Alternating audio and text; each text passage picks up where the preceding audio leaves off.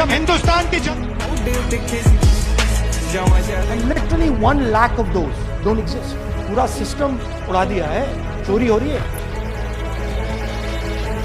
Election commission digital data नहीं देता। ये जो लड़ाई है ये राजनीतिक नहीं है, ये कॉन्स्टिट्यूशन की लड़ाई है, कॉन्स्टिट्यूशन को बचाने की लड़ाई है, 1 मैन 1 वोट की लड़ाई है।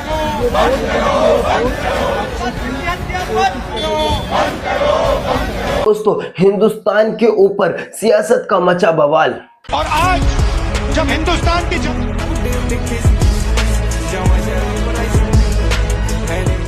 ये राजनीतिक नहीं है, ये कॉन्स्टिट्यूशन की लड़ाई है, कॉन्स्टिट्यूशन को बचाने की लड़ाई है, 1 मैन 1 वोट की लड़ाई है।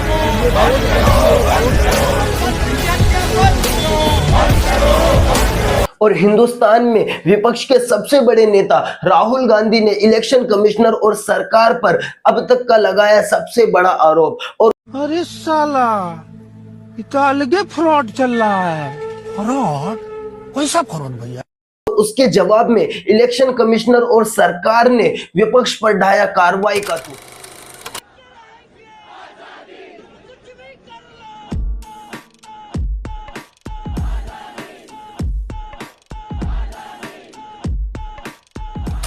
अस्सलामुअलैकुम, सत श्री अकाल, केम छो, कसा काय के डब्बाले के मनाचो and welcome to your YouTube channel.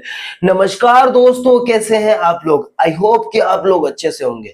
आज की वीडियो में हम बात करने वाले हैं एक ऐसे आरोप के बारे में जिस आरोप ने पूरे हिंदुस्तान देश को सड़क पर लाकर रख दिया है, जिस आरोप ने हिंदुस्तान की डेमोक्रेसी पर इस तरीके का प्रभाव छोड़ा है कि आप सोच भी नहीं सकते हैं, जिस आरोप ने हिंदुस्तान की सरकार को जड़ से हिला दिया है, जिस आरोप ने इलेक्शन कमिश्नर तक के डोर खटखटा दिए हैं।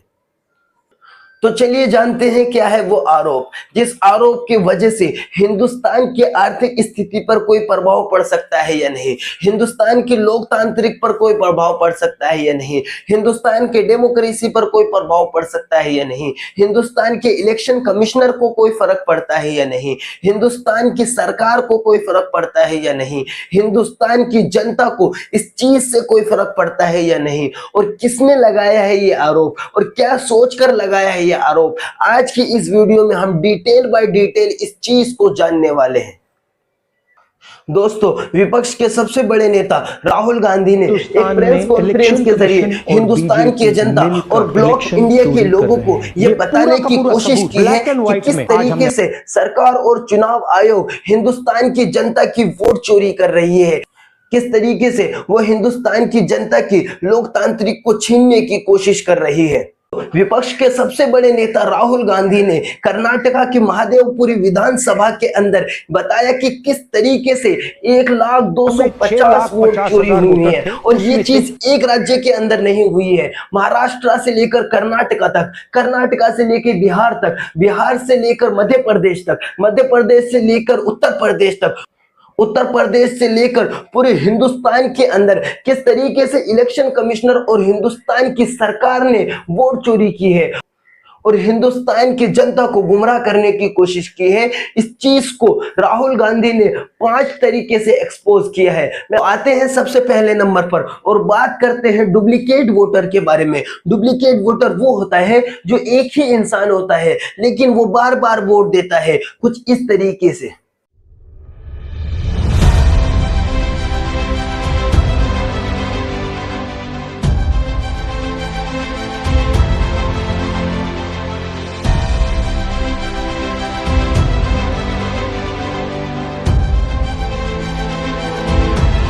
तो आते हैं दूसरे नंबर पर और बात करते हैं फेक एड्रेस के बारे में। आपने कभी सुना है कि किसी भी जगह का एड्रेस 0 से शुरू होता हो, 0 ही होता हो, किसी भी घर का पता 0 होता हो? महाराष्ट्र के अंदर, कर्नाटका के अंदर, बिहार के अंदर हजारों घर के एड्रेस 0 से शुरू होते हैं, लेकिन ऐसा पता मैंने तो कभी नहीं सुना। अगर आपने सुना है तो प्लीज कमेंट सेक्शन में बताइए।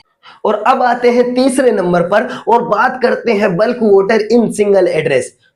इसका मतलब मैं आप लोगों को बता दूं कि एक ही रूम के अंदर 30-30, 40-40, 50-50 लोग रह रहे हैं। आप लोग हाउस नंबर 35 की कहानी सुनिए।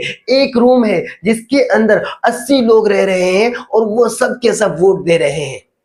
आप सोचिए जरा, एक 10 बाय 10 के रूम के अंदर 80 लोग किस तरीके से रह सकते हैं, किस तरीके से सरवाइव कर सकते हैं। चलते हैं चौथे पॉइंट की तरफ और बात करते हैं फेक वोटर के बारे में, फेक फोटो के बारे में। आप लोग स्क्रीन के अंदर देख रहे होंगे कि किस तरीके से किसी के फोटो है ही नहीं और किसी के फोटो है तो वो छोटे छोटे दिख रहे हैं। दोस्तों अब आते हैं लास्ट पॉइंट पर और बात करते हैं मिसयूज ऑफ फॉर्म 6।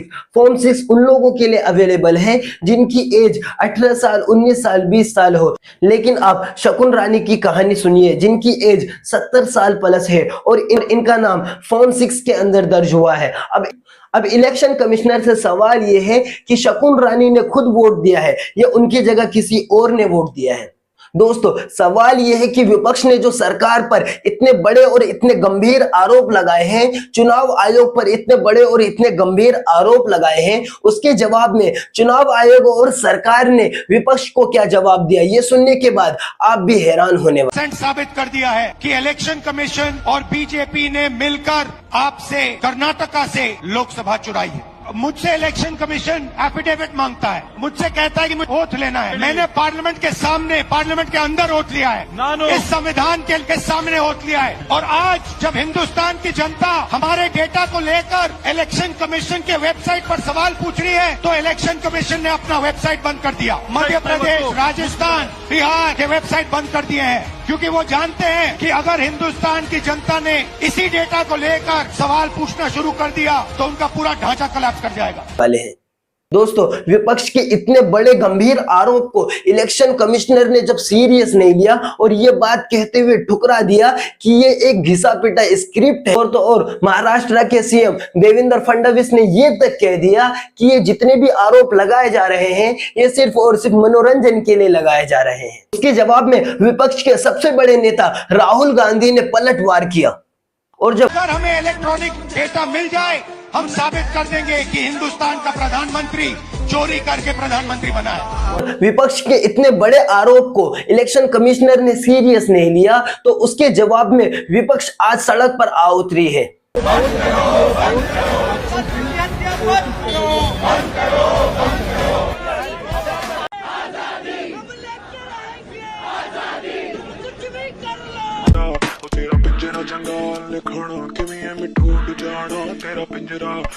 दोस्तों विपक्ष सरकार से SIR वापस लेने की मांग कर रही है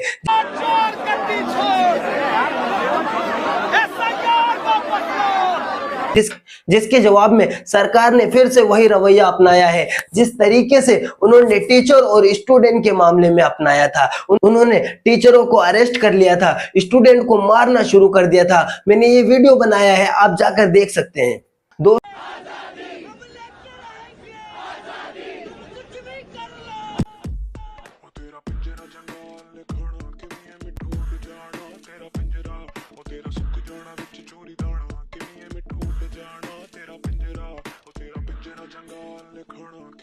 दोस्तों राहुल गांधी ने जो सरकार पर और इलेक्शन कमिश्नर पर आरोप लगाए हैं वो कितने सच हैं और कितने झूठ, आप इस बात से अंदाजा लगा सकते हैं कि इलेक्शन कमिश्नर ने राहुल गांधी के किसी भी आरोप को झूठ नहीं कहा है या फिर सरकार के किसी भी नेता ने राहुल गांधी के इस आरोप की आलोचना नहीं की है। उन लोगों ने सिर्फ और सिर्फ घुमाया है, उन लोगों ने सिर्फ और सिर्फ हिंदुस्तान के लोगों को गुमराह करने की कोशिश की है। और राहुल गांधी ने साफ साफ ये भी कह दिया है कि ये सियासती मामला नहीं है, ये राजनीतिक मामला नहीं है। बात नहीं कर सकते, रियलिटी है क्योंकि सच्चाई देश के सामने है और ये जो लड़ाई है ये राजनीतिक नहीं है, ये कॉन्स्टिट्यूशन की लड़ाई है, कॉन्स्टिट्यूशन को बचाने की लड़ाई है, वन मैन वन वोट की लड़ाई है। दोस्तों इन सारे मामलात को देखते हुए, इन सारी चीजों को पेशे नजर रखते हुए सरकार से और हिंदुस्तान की जनता से ये सवाल है कि सच में इलेक्शन कमिश्नर हिंदुस्तान की जनता की वोटों के साथ खिलवाड़ कर रही है? क्या सच में हिंदुस्तान की लोकतांत्रिक को खत्म करने की कोशिश कर रही है? क्या इलेक्शन कमिश्नर हिंदुस्तान के लोगों को बेवकूफ बनाने की कोशिश कर रही है? और अगर इस देश की लोकतांत्रिक को खत्म नहीं किया जा रहा है तो फिर इलेक्शन कमिश्नर राहुल गांधी की उन मांगों को पूरी क्यों नहीं कर रहे हैं जो राहुल गांधी देश की जनता के सामने लाना चाहते हैं? इलेक्शन कमीशन डिजिटल डेटा नहीं देता है, फिजिकल डेटा देता है। मतलब लाखों कागज में वोटर लिस्ट दे देगा, मगर डिजिटल वोटर लिस्ट किसी को कभी नहीं देता है। क्यों नहीं देता? कारण क्या है? कारण है कि अगर डिजिटल डेटा मिल जाए तो इलेक्शन कमीशन की सच्चाई पूरे देश को पता लग जाए। हमने टीम को बताया, मैंडेट दी कि आप जाके चेक कीजिए 5-7 सीटों पे पता लगाइए कि चीटिंग हुई और अगर हुई तो कैसे हुई। टीम ने हमें एक दिन बताया कि 5-7 सीटों पे काम किया ही नहीं जा सकता। मैंने उनसे पूछा क्यों नहीं किया जा सकता?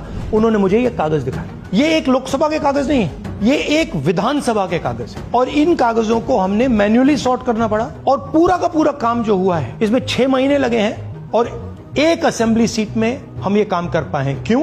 क्योंकि डिजिटल डेटा नहीं दिया जाता। अगर इलेक्शन कमीशन ने हमें डिजिटल डेटा दिया होता तो हम ये कार्रवाई पूरे देश में, हर लोकसभा में, हर विधानसभा में 15 मिनट में करके दिखा देते। हमने पहले इलेक्शन कमीशन से इलेक्ट्रॉनिक वोटर लिस्ट मांगी थी, सीसीटीवी फुटेज मांगी थी, उन्होंने अपना काम नहीं किया, हमें नहीं दिया। दोस्तों सवाल आपका है तो जवाब भी आपको देना पड़ेगा। दोस्तों अगर इस वीडियो के माध्यम से अगर आपने कुछ भी जाना है या फिर कुछ भी सीखा है तो आप कमेंट सेक्शन में फ्री इंडिया कमेंट कर सकते हैं। और अगर आपको वीडियो पसंद आई है तो प्लीज चैनल को सब्सक्राइब करें और वीडियो को लाइक करें और हिंदुस्तान के हर एक जनता तक इस वीडियो को पहुंचा दें ताकि वो सरकार की और इलेक्शन कमिश्नर की इन सारी चोरियों को पकड़ सके।